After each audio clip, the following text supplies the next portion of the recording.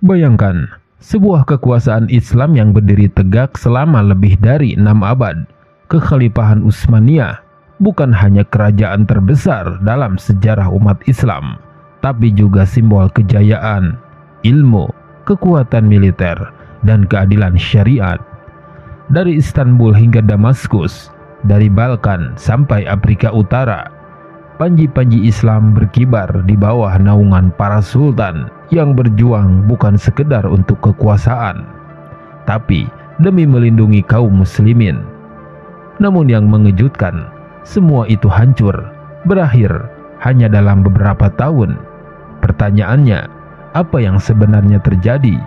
Siapa yang menghancurkan kekhalifahan terbesar umat ini? Apakah benar ini murni karena serangan musuh luar, atau justru karena pengkhianatan dari dalam tubuh umat itu sendiri? Dalam video ini, kita akan mengungkap sisi gelap dari sejarah yang jarang dibahas secara jujur, mulai dari konflik internal, tipu daya politik barat, gerakan nasionalisme Arab, hingga tokoh-tokoh yang punya peran penting dalam menjatuhkan simbol pemersatu dunia Islam. Ini bukan sekedar pelajaran sejarah, tapi cermin besar yang menyorot kondisi umat hari ini. Karena ketika satu-satunya institusi pemersatu umat dihancurkan, dampaknya terasa hingga sekarang. Perpecahan, penjajahan, dan hilangnya arah perjuangan. Maka, mari kita telusuri jejak-jejak kejatuhan ini, bukan untuk meratapi masa lalu, tapi untuk mengambil pelajaran yang akan menentukan arah kita di masa depan. Kilas sejarah singkat kejayaan Utsmaniyah. Kekhalifahan Utsmaniyah didirikan pada tahun 1299 oleh Utsman bin Ertugrul atau Utsman Ghazi, seorang pemimpin suku Turki kecil yang awalnya hanya memiliki wilayah terbatas di Anatolia. Namun dari tanah yang tandus itu tumbuh kekuatan yang akan menyaingi bahkan menggantikan Kekaisaran Bizantium. Dalam waktu singkat, dinasti ini berhasil memperluas wilayahnya ke jantung Eropa dan Timur Tengah. Tahun 1453 menjadi tonggak besar dalam sejarah dunia ketika Sultan Muhammad Al-Fatih berhasil menaklukkan Konstantinopel, pusat peradaban Kristen Timur yang tak pernah bisa ditaklukkan sebelumnya. Kota itu kemudian menjadi Istanbul, ibu kota Islam, sekaligus simbol kebangkitan peradaban baru yang berakar pada Islam dan ilmu pengetahuan. Di masa puncaknya, terutama saat dipimpin oleh Sultan Sulaiman Al-Qanuni, kekhalifahan Utsmaniyah menguasai 3 benua, Asia, Afrika, dan Eropa.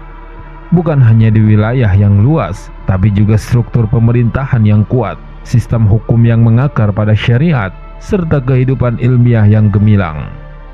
Perdagangan, arsitektur, seni, dan teknologi yang berkembang pesat di bawah lindungan hukum Islam. Tidak sedikit ilmuwan muslim dari berbagai negeri hijrah ke Istanbul untuk menuntut ilmu dan mendapatkan perlindungan. Bahkan negara-negara barat saat itu mengakui dominasi Utsmaniyah sebagai superpower dunia, baik secara militer, ekonomi, maupun politik. Lebih dari sekedar kekuatan politik, Utsmaniyah juga memainkan peran sebagai pelindung kaum muslimin sedunia. Ketika muslim di India, Spanyol, dan Asia Tenggara mengalami tekanan atau penjajahan, mereka menulis surat kepada Sultan di Istanbul untuk meminta bantuan. Kalimat Khalifah Islam bukan hanya gelar kosong, tetapi makna yang hidup dalam hati umat.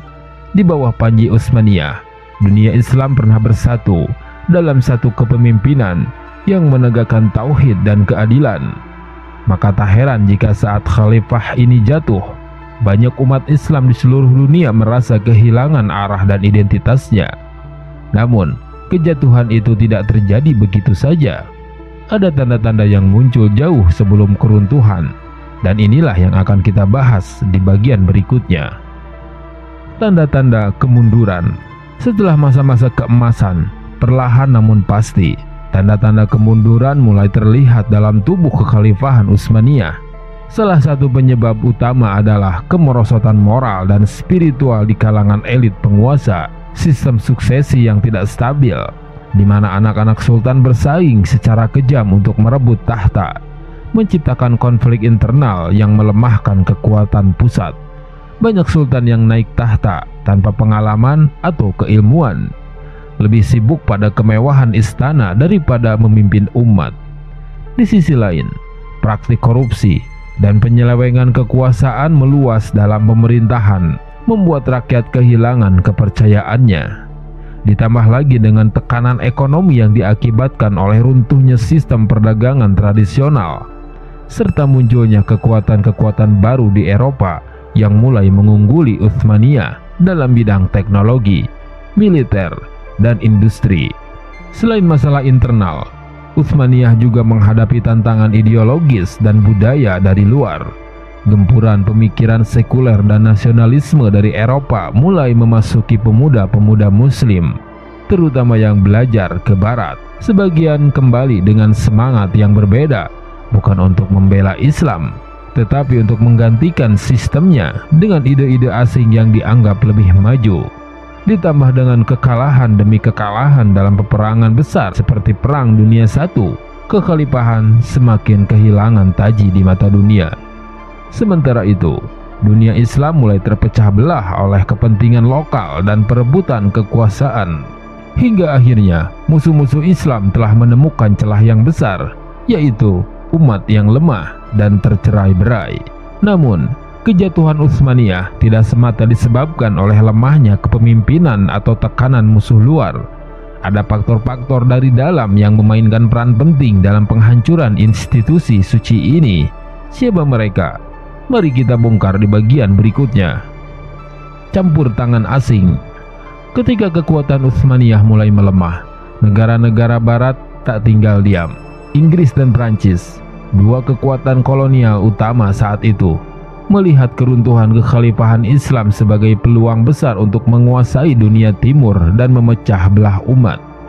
Mereka mulai menyusup dengan strategi halus, menyebarkan ide nasionalisme sempit, mengadu domba antar suku dan bangsa dalam wilayah kekuasaan Utsmaniyah.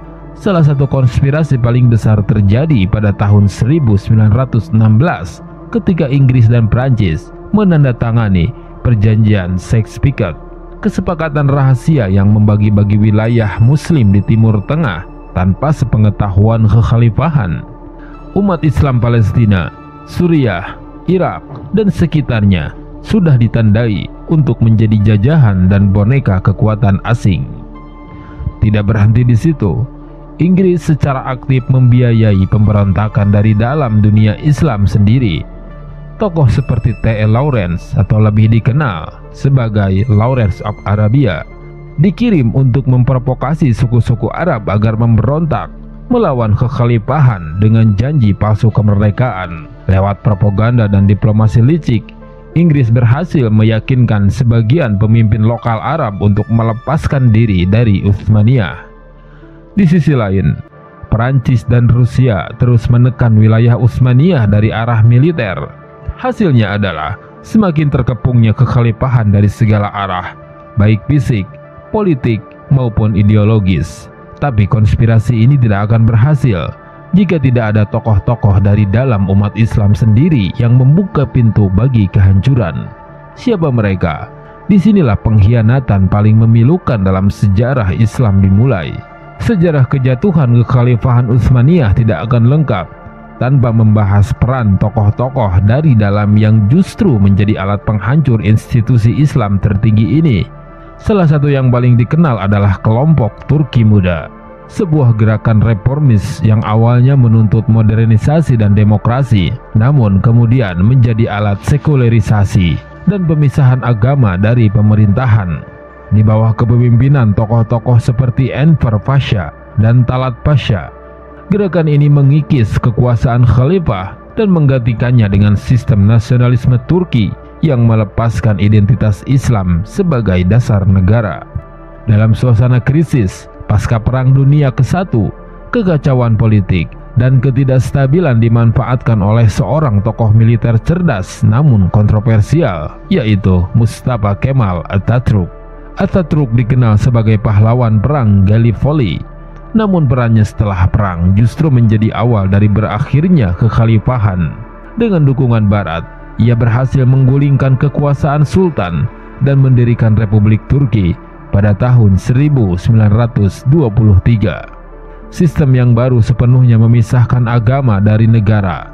Setahun kemudian, pada 3 Maret 1924, Atatürk resmi membubarkan kekhalifahan Islam dan mengasingkan khalifah terakhir Abdul Majid II. Simbol-simbol Islam diberantas, huruf Arab diganti Latin, azan diubah ke bahasa Turki, dan pemakaian jilbab dilarang di lembaga-lembaga negara. Yang menyedihkan, sebagian elit muslim saat itu mendukung perubahan ini demi dianggap modern. Inilah titik nadir sejarah Islam modern, ketika pemimpin umat dihapus bukan oleh penjajah asing secara langsung, tetapi oleh tangan-tangan dari dalam umat sendiri. Peristiwa ini bukan hanya tragedi politik, tapi juga tragedi spiritual dan peradaban. Umat Islam yang selama berabad-abad memiliki satu pemimpin global, tiba-tiba tercerai-berai tanpa arah. Negara-negara muslim menjadi wilayah jajahan atau pecahan nasionalis, masing-masing sibuk dengan agenda lokal tanpa kepemimpinan sentral yang membela kepentingan Islam secara menyeluruh. Namun kisah ini belum usai. Kita bisa belajar dari sejarah bukan untuk sekedar meratapi kejayaan yang hilang, tetapi untuk membangkitkan kembali semangat persatuan dan perjuangan. Dan semua itu dimulai dari kita.